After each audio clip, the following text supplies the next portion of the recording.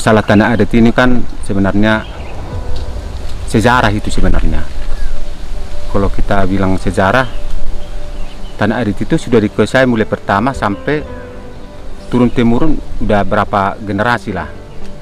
Cuma di situ aja pengakuan kita bahwa itu tanah adat. Soalnya suratnya tidak ada memang. Nah, makanya saya baca MK tahun 2012 pengakuan bahwa tanah adat itu memang sudah diakui pemerintah menurut saya lihat di keputusan MK tahun 2012. Pengetahuan saya tanah adat itu ya jelas memang suratnya tidak ada. Cuman yang kita akui sudah dikuasai nenek moyang kita mulai dulu sampai sekarang, sudah generasi penerus sampai sekarang ini. Cuman itu aja yang saya tahu. Seperti saya lah, mulai tahun 2009 saya bentuk satu kelompok komunitas Pergamanan Bintang Maria Desa Sematanyari untuk mempertahankan tanah adat itu. Saya nggak pernah brutal sama perusahaan. Kenapa? Cuman yang penting saya pelajari, nggak mungkin suatu perusahaan contohnya berdiri di satu wilayah kalau tidak ada izin.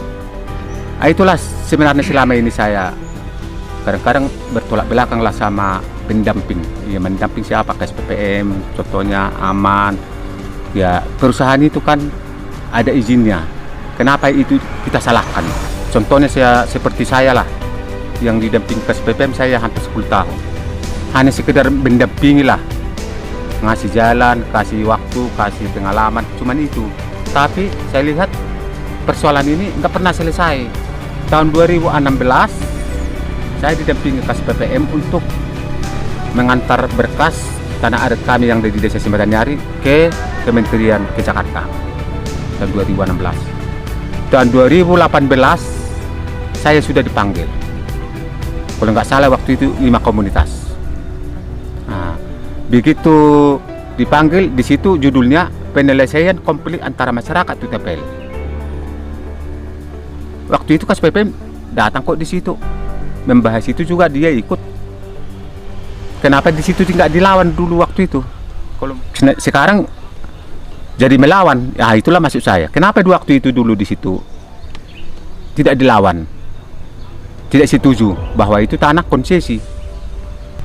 Begitu ada penandatangan di situ penyelesaian konflik antara masyarakat, sudah bagus. Saya pikir pada waktu itu sudah bagus. Akhirnya saya bermitra sama TPL.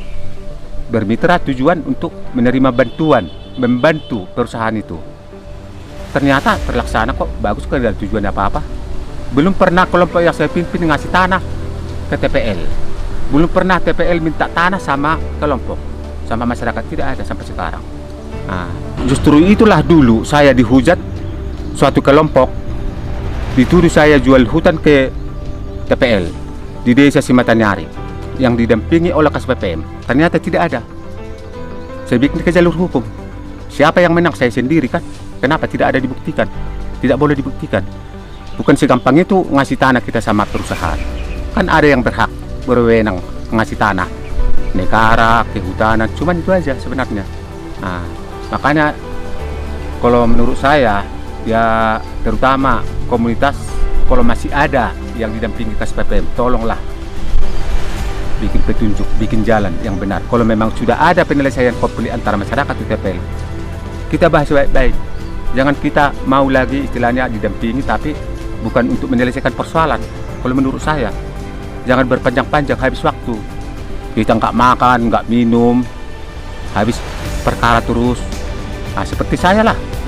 Baru 2 tahun saya bermitra sama TPL, sudah dinikmati masyarakat. Apalagi senang. Besok kita minta lagi, dikasih kok. Tidak pernah TPL minta imbalan, enggak pernah minta tanah, enggak pernah minta hasilnya, enggak. Untuk masyarakat juga. Nah, itulah. Cuma masyarakat ini kadang-kadang kurang sadar, kurang kesadaran kalau menurut saya. Karena saya sudah sadar, ya kenyataan sekarang saya buktikan ya benar.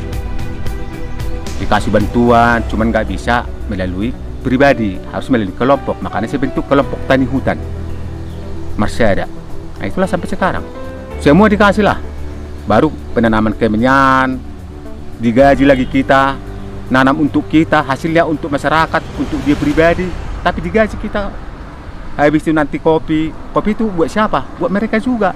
bukan buat TPL itu. Hasilnya buat siapa? Buat petani juga. Ah itu sampai mana lagi?